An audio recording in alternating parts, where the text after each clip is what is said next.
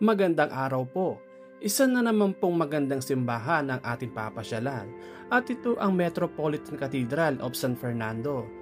Ang Metropolitan Cathedral of San Fernando na dating kilala bilang Cathedral of Our Lady of Assumption ay isang neoclassical Roman Catholic Church sa lungsod ng San Fernando.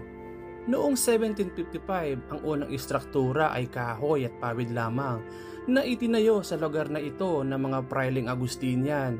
Sa ilalim ng pagtangkilik ni San Fernando III, Hari ng Castile, ang unang kura paroko nito noong Oktubre 17, 1757 na si Fray Sebastian Moreno.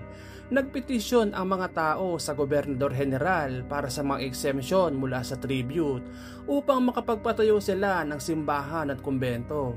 Inilipat ito sa pangangalaga ng mga sekular na pari noong 1788. Ang pagtatayo ng kasalukuyang istilong simbahan ay nagsimula sa parehong taon. Sa ilalim ng pangangasiwa ni Father Manuel Canlas, ang unang sekular ng kura paroko nito, at isang komite na binubuo ng mga punong guro ng bayan.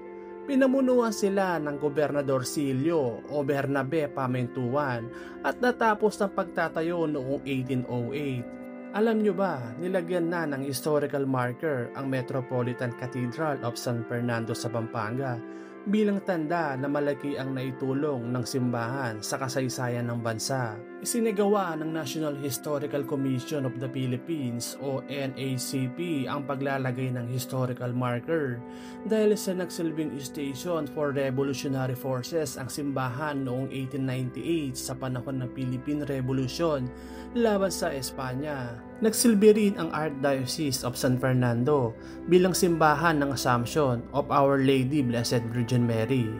Nabatid na ang historical markers ay inilalagay ng NACP sa mga lugar na sumisimbolo ng impormasyon sa isang pangyayari, tao at institusyon ng kasaysayan ng bansa. Nagsisilbi din itong bilang paalala sa mga tao na may malaking pangyayari na naganap sa isang lugar, kaya kabilang na ito sa kasaysayan. Hanggang dito na lang po muna at sana po ay inyong nagustuhan.